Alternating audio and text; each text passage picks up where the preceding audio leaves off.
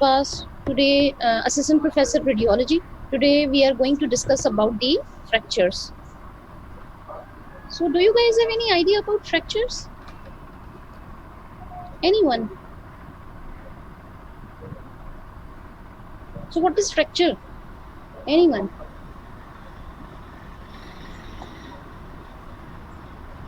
Nobody knows about fracture? Very good, excellent. Who is this? This is a message from Mehak Narmeen that there is a break in the continuity of the bone. Very good. So basically, it is a discontinuity in a bone or cartilage resulting from mechanical forces which exceed the bone's ability to withstand them.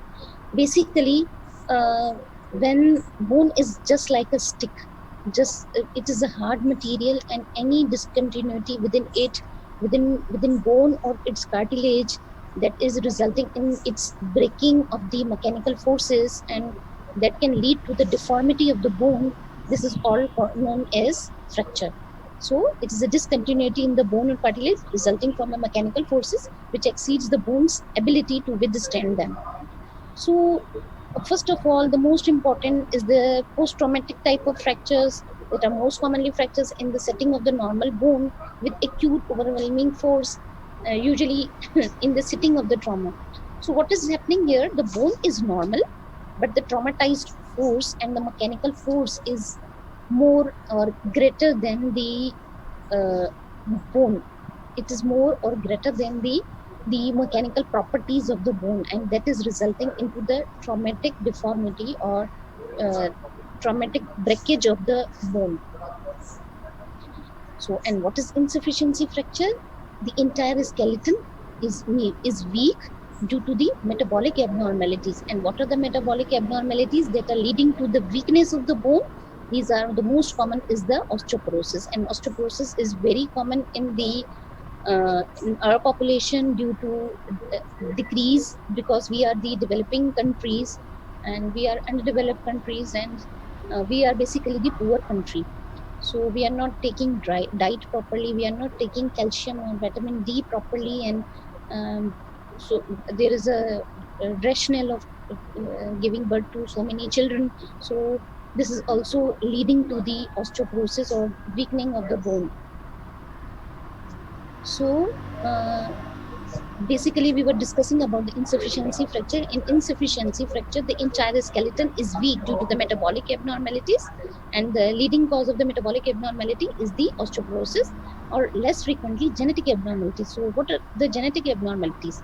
Genetic abnormality are many abnormalities that include the osteogenesis imperfecta, osteopetrosis, and thus prone to the fracture from the forces that would be insufficient to cause fracture in normal bone. So basically, in this, here the force is not abnormal, here the bones are abnormal, and bones are weak. So normal force that is not leading it to the breakage of the normal bones, that normal pressure is causing fracture within the weak bone. So, and the weak bone is secondary to the metabolic abnormality. If we talk about the metabolic abnormalities in adults population, then adult population has the utmost cause of the metabolic abnormality is the osteoporosis or osteopenia due to any cause.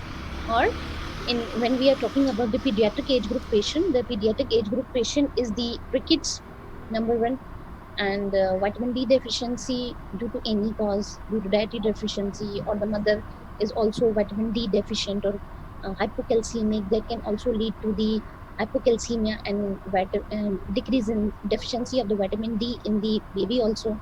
And if we are talking about the genetic abnormalities include the osteogenesis imperfecta, osteopetrosis, osteophyclosis. So now come to what is another type of the fracture, that is the fatigue fracture. The fatigue fracture are the protected chronic application of the abnormal stress that can result in the accumulation of the microfractures faster than the body can heal it, and eventually resulting in macroscopic type of the fracture and leading to the failure of the continuity of the bone. So what is happening here?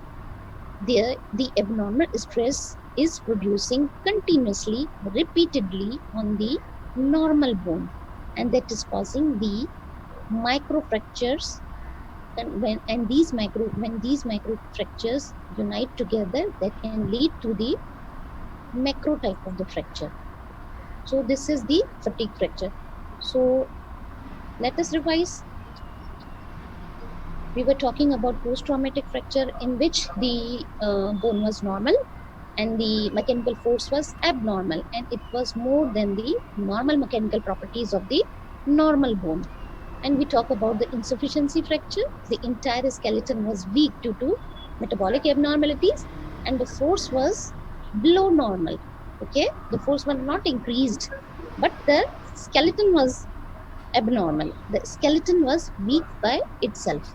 And fatigue fracture are the fractures occurring in the normal bone, but these forces are continuously applying and repeatedly applying on the bone and leading to the microfractures, and that secondarily lead to the macro type of the fracture. So let's talk about the spread fracture. Together, insufficiency fracture and fatigue fractures are grouped together as stress fracture. So if somebody is talking about, or if we are talking about stress fracture, it means that we are talking about the fatigue fracture as well as the insufficiency type of the fracture. Got my point? Everything clear up till now?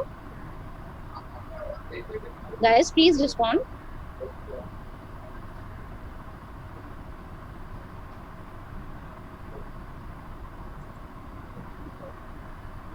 Okay, very good. So we are going to another type of the fracture, that is pathological type of the fracture. And what is happening here? The bone may have a lesion that focally weakens the bone. So basically, here what is the problem? The bone is abnormal. But what is the difference between this type of the fracture and we have discussed this insufficiency type of the fracture? In both of the situations, the bones were abnormal. So the difference is, in insufficiency type of the fracture, the whole bone or whole skeleton is weakened due to systemic abnormality. And when we talk about pathological fracture, there is focal abnormality or focal weakening within the bone that is leading into the pathologic type of the fracture. Okay, so got it? That abnormality could be metastatic deposit, could be benign lesion, could be malignant lesion, or could be anything like infection, anything could be there. So let us discuss about the location of the fracture.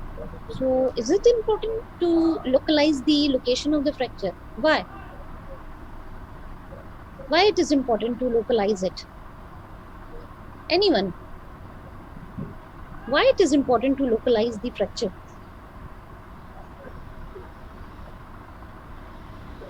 Very good, for management purpose and for the prognosis, definitely. So it is very important to see the or localize the fracture. As a radiologist, it is our duty to specially localize it, that where it is present, and when it is involving the physis and uh, growth plate in the pediatric age group patient, and if it is not corrected on time, then it can lead to the deformity within the growing skeleton. So it is very important for the pediatric point of view. So, which bone is fractured? We have to localize it. Which part of the bone is fractured? It is not enough that you are telling that yes, there is a fracture of the femur. No, it is not only important to just localize it. You have to localize it more precisely. That either yes, okay, it is involving the femur, right or left femur, and which part of the bone is affected? Is it involving the epiphysis, physis, metaphysis, or diaphysis? So what are the type of the fracture? There are especially two types of fracture routinely practiced in our society. So one is the complete fracture that extends all the way across the bone, which is most common, and then another one is the incomplete type of the fracture that does not cross the bone completely, and usually encountered in the children.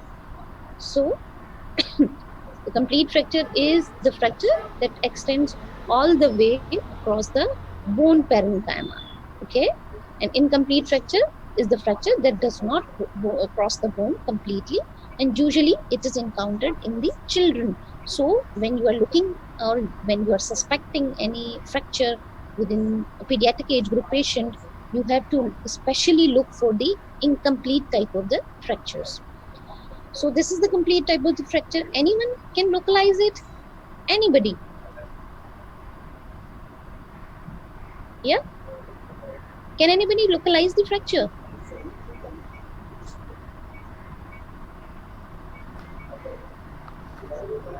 Anybody? Yeah? The responses are coming in the upper diaphysis. Upper diaphysis, okay. Metaphysis, very good. Metaphysis of what? Which bone? I told you it is very important to localize it. This is a this is basically the view of which hand, which arm, or which forearm. You can say that this is the AP view of the left forearm, okay, and it is involving the radius and ulna, and there is a linear fracture line can be seen, which is horizontal in shape, and it is involving the metaphysis of the, and which metaphysis? Proximal or distal metaphysis? Distal metaphysis of the radius, okay, and then we will talk about the associated features in the next slides, okay. So this was basically the complete type of the fracture, and this was transverse fracture. This is also known as horizontal type of the fracture, and this is perpendicular to the axis of the bone. So here it is located. This is the area where it is located, okay. Everybody can appreciate it. Everybody can appreciate this. So this is the lucency that seems to be transverse and horizontal.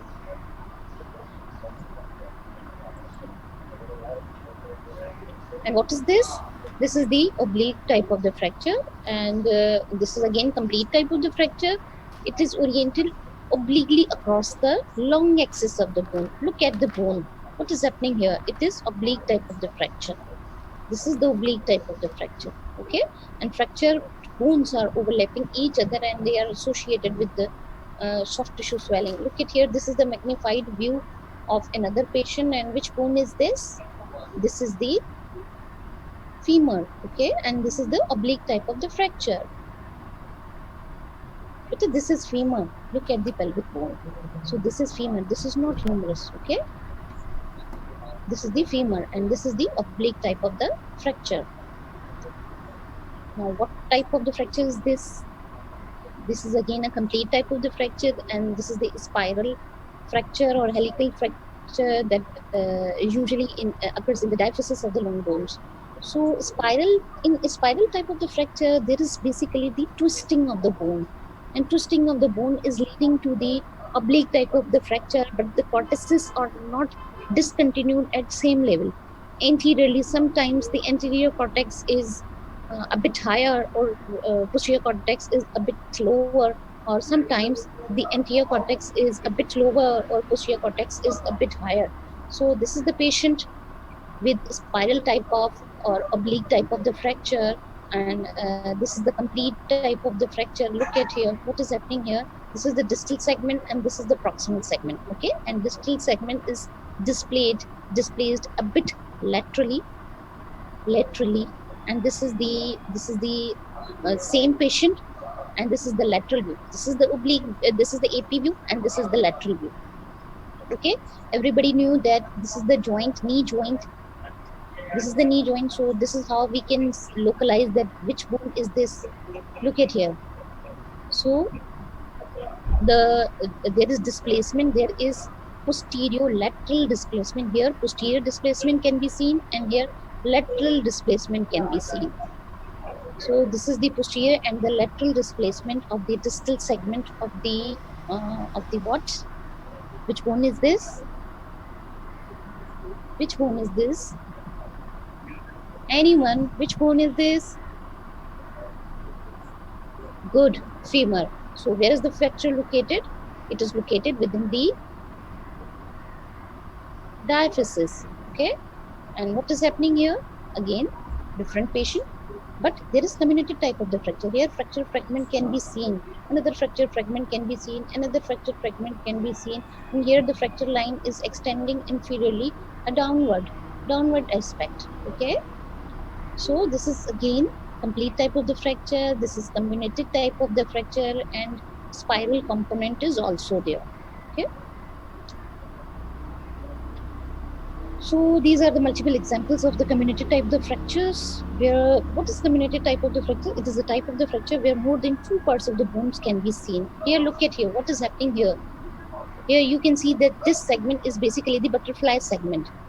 So this segment is the butterfly segment, and this is the distal part. And you have to tell about the dislocation and uh, uh, the uh, the position of the distal part. It is very important. And when we are talking about the comminuted fractures, you have to tell that where the comminuted fragments are placed, okay, and where they are displaced. Especially, it is important when we are talking about the fractures of the spine, and these fracture fragments are impinging over the spinal cord and leading to the deformity within the bone. So it is very important to that it should be corrected on time, and surgeries should be taken at time, so that patient cord can be preserved most of the time. The most of the component can be prevented. So these are all the examples of the comminuted type of the fracture. Here you can see that multiple or more than two parts of the bones can be seen. This is the butterfly type of the fragment, and here this is the single part. This is the second part. This is the third part. This is the fourth part. This is the fifth part, and this is the sixth part. Okay. So this is the comminuted type of the fracture. And what is happening here? Here the bone is fractured. The long bone is fractured at two places, and the mid segment is displaced a bit laterally. And what is happening here? Here three parts of the bone can be seen, and there is angulation of the bone, and there is angulation of the bone, and look at the soft tissue swelling around here. Somebody is asking me what is the difference between double segmental and comminuted type of the fracture.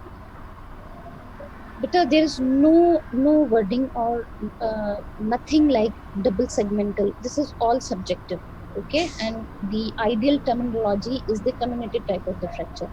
Don't ever use it double segmental word in the reporting. So if you want to tell the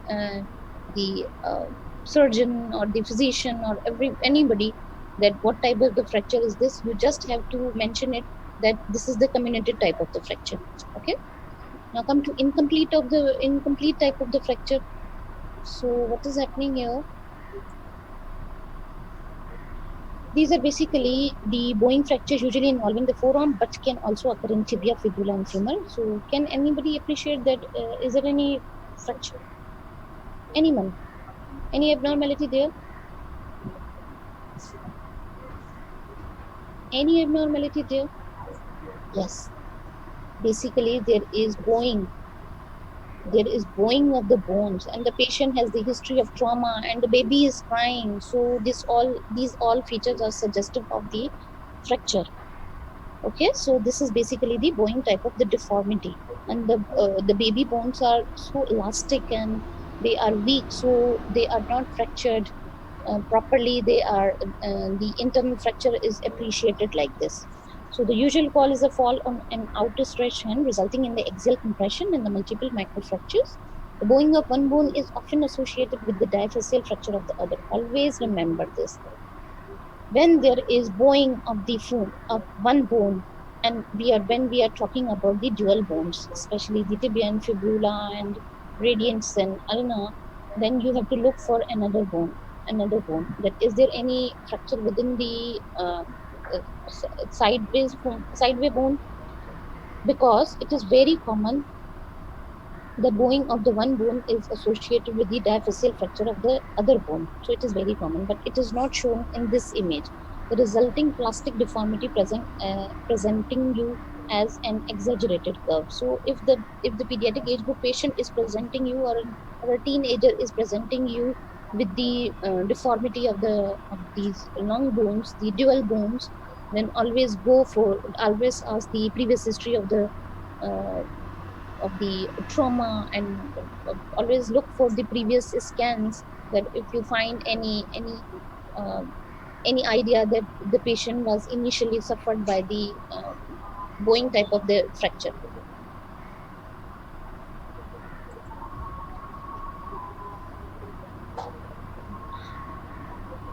We are taking 2 minutes gap for azan.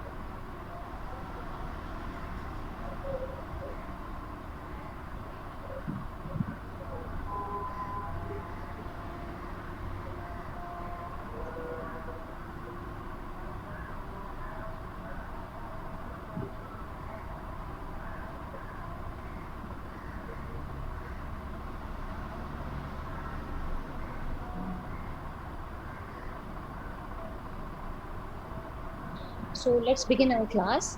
So we were discussing about the incomplete type of the fracture and torus. Next comes the torus type of the fracture after bone deformity. These are known as buccal fractures and are incomplete fractures of the shaft of the long bone that is characterized by the bulging of the cortex. Can anybody of you appreciate torus type of deformity or torus type of the fracture in this radiograph? Anybody? Anybody?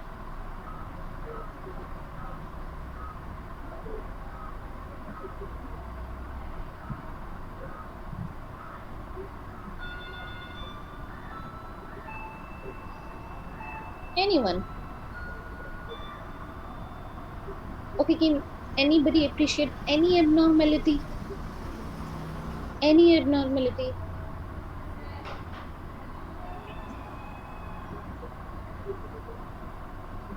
Yeah, distal radius. What?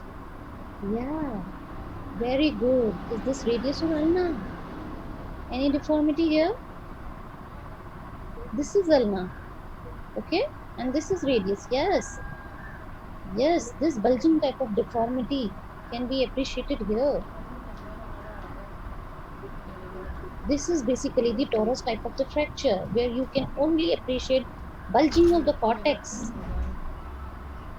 along the which aspect? Along the lateral aspect. So this is the incomplete type of the fracture, and here the the bone is fractured, and here the bone is intact.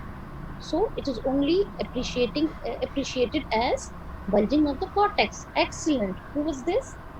These were Ariba, Risha, Ramsha, and Mahek. Very good. So now comes the green stick type of the fracture. Here the cortex is broken, but only on one side, and the breaking of the cortex is very clear. Okay, look at here. So what is happening here? Again, incomplete type of the fracture. This cortex is broken, and this cortex is intact. This cortex is broken, and this cortex is intact. Now look at here. Another patient. What is happening here? Is there any abnormality here? Is there any abnormality here? Anyone? So this cortex is broken and this cortex is intact. Here, this cortex is broken and this cortex is intact. So basically, again, this is an incomplete type of the fracture in which the one cortex is broken and another cortex is intact. So cortex is broken only on one side. So now come to displacement. What is displacement? Displacement is basically a more description of the displacement or location of the proximal and distal part, and it is very important to tell the location and position of the distal segment. So you have to look for the fracture angulation direction. What is the angulation? It is medially angulated, it is laterally angulated, and here you have to tell that distal part related to the proximal part. So distal part, the angulation of the distal part is important, and how how much angulation is there, you have to tell them in degrees. And when we are talking about the fracture rotation, you have to tell the direction that either we have, if you remember that we discussed that here what is happening here, this is the this is the AP view and this is the lateral view. Here what is happening here, basically the distal segment is dislocated here towards the lateral aspect. How come it is lateral aspect? Can you appreciate this fibula? And fibula is the lateral bone, so it is displaced laterally. And what is happening here in the lateral view? This distal segment is displaced posteriorly. How come this is posterior aspect? Because the patella is the anterior bone. Got me? So this is how we tell about the rotation. So direction terminology will depend on the location, and then again you have to tell that distraction, impaction, and shortening of the bone. So distraction of the fractured fragments, you have to tell them, and impaction, are they impacted over each other, and they are leading to the shortening of the one limb, and that is very important, especially in the malalignment of the fractured bones. So let's talk about the compound on open type of the fracture. So these are extending through the skin, compound fractures or open fractures are extending through the skin, and there could be involvement of the joint. There could be intracapsular, articular, or dislocation. Always remember one thing. I forgot to tell you in the beginning. I have to tell you this in the beginning, that when you are looking for any type of the fracture, when you are looking for any type of the fracture, always look for two views, at least two views, to that views in which the bones are clearly demarcated and shown. Sometimes it is very deceiving that you may lose a fracture, or sometimes you are taking the track of the vessel as fracture. So it is very important that when the bone is broken, it would be visualized on both views. Okay, so you cannot comment upon any fracture on single view. You have to go for two views, at least two views in which the bones are clear. Here, what is happening here? And one thing more. Normally, if you are looking at any radiograph of the patient, you have to include one joint. But when you are doing a radiograph of the patient with trauma, you have to include at least two joints, two adjacent joints. Okay, what is happening here? Can you guys appreciate this fracture? Yes, it is very clear. And which bone is this? This is the middle finger. And which bone is this? This is the middle phalanx. And here the bone is fractured, and this is the oblique or somewhat horizontal type of the fracture, and there is displacement.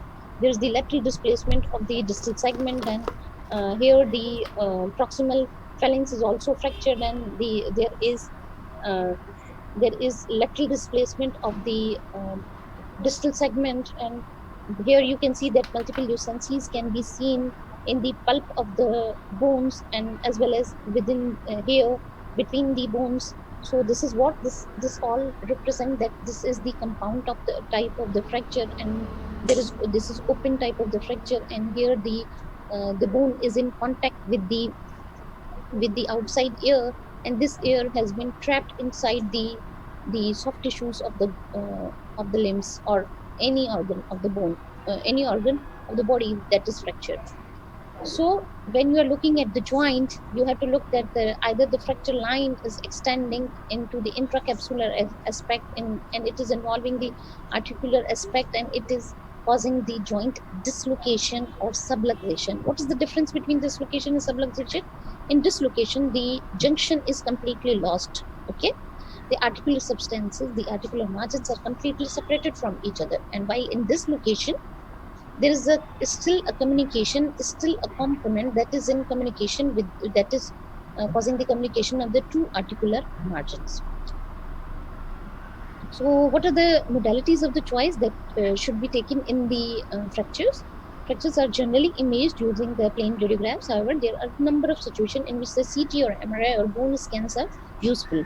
In 3D anatomy is complex, like joints, wrist, feet, base of the skull and spine, then you can see them in 3D view, especially in the CT scan. So when plain films are insensitive or non-displaced fractures, like base of the skull fracture, spine fracture, sacral fracture, or proximal neck fracture, then in all these situations, you can go for CT scan or MRI or whatever you want. So the plain films are not enough for these type of the fracture. When a pathological fracture is suspected, and what was pathological fracture? The bone was abnormal, and it was focally abnormal. So maybe there could be some metastatic deposit, or there could be malignant deposit. Malignancy could be there. There could be benign lesion. So for all that, you have to again go for CT scan or MRI, depending on the situation.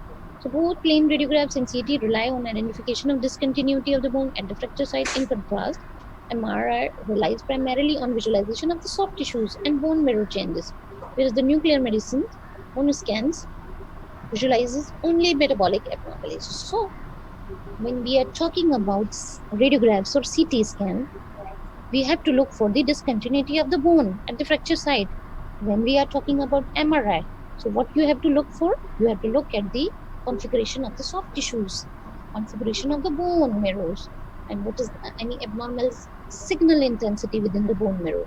And when we talk about nuclear scanning or bone scanning, the metabolic abnormalities enhances sometimes, like in osteoporosis, or maybe you take the patient with prostate cancer. There are multiple deposits in the bone that is and that can lead to the fracture of the bone, especially in the spine. It is very common in these patients. Then you can go for bone scan, and if you are suspecting that there is abnormality at multiple levels, and you are suspecting that I feel like, and I suspect that this patient is suffering from prostate cancer, and you want to see the location of the metastatic deposit, you can go for bone scan. And ultrasonography is generally insensitive to fractures, although it can also sometimes detect cortical deficiency, especially in pediatric age group patients. So, what is the treatment and prognosis? The fundamentals of the fracture healing rely on alignment and immobilization, and also on the health of the patient. Is the patient is diabetic, or is he or she has any immunocompromised state due to any cause, due to any reason, or he is a patient of bone marrow transplant, or he is a patient of AIDS. So this all depends on the health of the patient, and the patient is young or old age patient. So these are also included on the in the this basically tells you the prognosis of the fracture healing. So alignment may or may not be necessary depending on the degree of displacement. Okay. So the importance of the this is the importance of the correct alignment. And if you talk about the immobilization, can be achieved in a variety of the ways depending on the location and morphology of the fracture. Usually in rib fracture, no immobilization is required. And when we talk about the clavicular fracture, the sling would be enough for it. And we talk about the forearm fractures, or the fractures of the leg, or the fractures of the tibia and fibula, then we can go for cast. And that could be a complete cast, or only cast along the posterior aspect. Or there is if we have seen the hip type of hip fractures, then you need to fix them internally. And when there is compound or open type of the fracture, and there is community type of the fracture, and there is a severity of the trauma, then you have to go for the external fixation. So how you have to approach or interpret the fracture? First of all, you have to describe the radiograph. What type of radiograph is this? Is this the radiograph of the head? Is this the radiograph of the arm? Or where which bone is included? Check the who is the patient. Is she female, male patient? What is the abnormality? What you are looking at? Why you are looking at? What is this the medical legal case? And it is the trauma patient, or you are looking at the follow-up scan. So this is all included in the why and when you are doing it. So how much time has passed, and is it the pre-surgical radiograph or post-surgical radiograph, and where it was done in the emergency situation, or it is the elective radiograph. Okay. So what type of the fracture is this? When you are describing the fracture, you have to mention it. What type of the fracture is this? Either this is the complete type of the fracture, and if it is complete type of the fracture, what is its shape? Is it transverse or horizontal? It is oblique or spiral? Looks like corkscrew type appearance, or it is comminuted. Okay, these all are the components of the complete fractures on which you have to comment. Okay, these are the types of the fractures, not component, types of the complete fractures. And when we talk about incomplete type of the fracture, you have to look for the bowing type of the deformity, the buckle type of the deformity. And what was buckle deformity? There was only bulging of the cortex. And when we talk about the green sting type of the fracture, the fracture would be seen on the on single cortex, and another cortex is inside intact, and the fracture is usually on the convex surface. So the force is on the convex surface is more than the concave surface. Okay, and Salter Harris type of the fracture, that involves the growth plate. Salter Harris type of the fracture is basically important classification to basically it is a type of the classification that you should classify the pediatric age group fracture patient, the fractures in the pediatric age group patient. Why? Because you have to label them that either the growth plate is involved or not. And where is the fracture? Again, the next thing to describe in the bone is that which part of the bone is affected by the fracture. Either the diaphysis is involved, the metaphysis is involved, or the epiphysis is involved. And diaphysis is basically the shaft of the bone, metaphysis the widened part of the growth plate and of the bone adjacent to the growth plate. Then comes the epiphysis, that is the end of the bone adjacent to the cortex. So this is basically the articular part of the cortex. So in some cases, you will use the anatomical name of a part of the bone. For example, when you are talking about the metacarpals, you have to tell about the base, shaft, head and neck of the particular bone. Okay. So next comes the displacement. Displacement can include one or more of the these type of the things. And what are the components? What is the angulation? What is the translation? What is the rotation? What is the distraction or impaction? So you have to all tell in the displaced type of the fracture. Some we describe the fracture as there is a fracture can be seen, and what is the location of the fracture, and to make it more precise location. And then you have to tell the displacement of the distal segment, and what is the angulation, and what is the degree of the angulation, what is the how it is rotated posteriorly, it is rotated medially, laterally, anteriorly. And then you have to tell about the distraction of the fractured fragment, where they are distracted, they are impacted upon each other, or they are impacted on cord. Everything you have to describe. Everything is covering under the umbrella of the displacement. So is something else going on? You have to also see the associated abnormalities that we have discussed. That is there any joint involvement? It is really important to determine whether the joint surface is involved by the fracture. If the fracture extends to the joint, the patient will probably need to have different type of the treatment. So it basically changes the management, and it is more important that we need a surgical procedure. And when you have covered a single fracture, you have to look for another fracture. The patient is complaining, like there's a trauma patient and the patient is unconscious, and you are suspecting that there is a fracture of the some maybe fracture of the humerus. And you have covered it all, and you have taken views, and the patient gets awake, and he or she tells you that I'm also feeling pain in the chest, in the upper chest. Then you have to look for the fractures of the ribs, also the clavicle. Okay, so you have to look for another fracture. Always finish off by checking for another fracture. Also check that you have image enough of the patient. If they have pain in the joint above or below a fracture, there may be worth getting an x-ray of that joint too, to see the any associated fracture. Another fracture could be present. So this was all. Any question?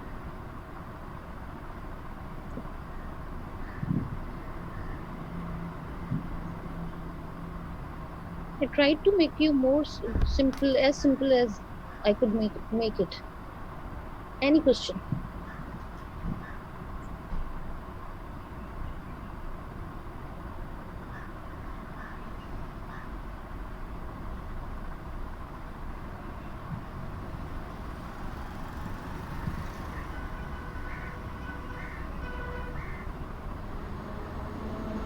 Okay, how to differentiate between oblique and segmental fracture? The oblique type of the fracture is basically the shape of the bone, that either this is transverse, horizontal, oblique, or a spiral type of deformity. And when we talk about the segmental fracture, it means that we are taking that the bone is fragmented into segments. Okay, and this is basically the comminuted type of the fracture. Okay, and basically the bone is fractured into multiple segments, and then you have to tell that which segment is displaced where. Just like we discussed that this was the butterfly segment. Just a second, where was it? So this was basically the butterfly type of the fragment. Okay, butterfly type of the segment. So this was segmental fracture, this is again segmental fracture, and this is somewhat oblique or spiral. Again, this is a bit oblique. This is oblique, this is another thing. So this could be oblique type of the fracture and this could be segmental type of the fracture. Okay, somebody is asking me explain post-traumatic fractures again. Simply, post-traumatic are the fractures that occurring after trauma. Okay, Paget disease fracture is pathological or insufficiency type of the fracture. So what is the pathophysiology of the Paget disease? Is there any abnormality within Paget disease? Is this a systemic abnormality? Tell me. Who is asking me? Meena Khan is asking me. Meena, tell me. So what is Paget disease? What is Paget disease? Okay, tell me, is it a systemic abnormality or is a focal type of the disease?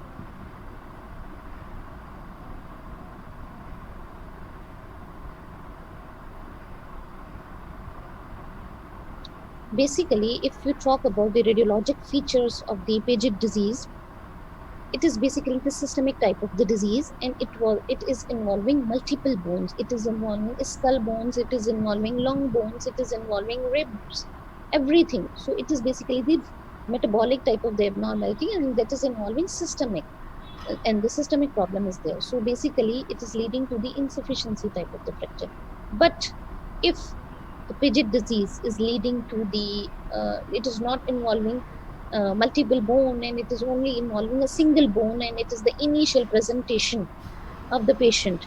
That the bone is extensile and is showing patchy areas of sclerosis and lucencies and grass of blade sign could be seen, and only fracture, single fracture could be the, you can initially label it as pathologic type of the fracture.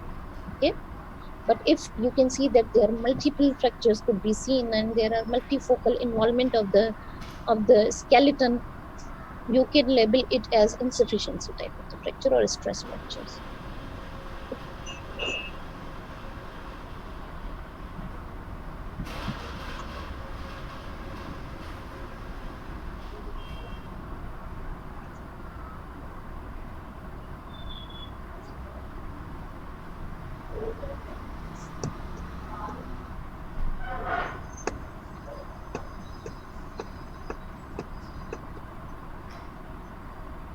Any question?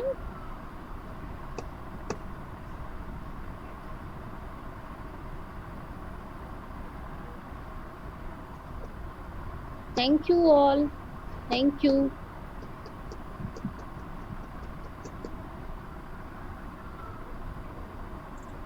So I'm ending my meeting. Okay. Stay safe, stay healthy. Allah Hafiz. अच्छा doctor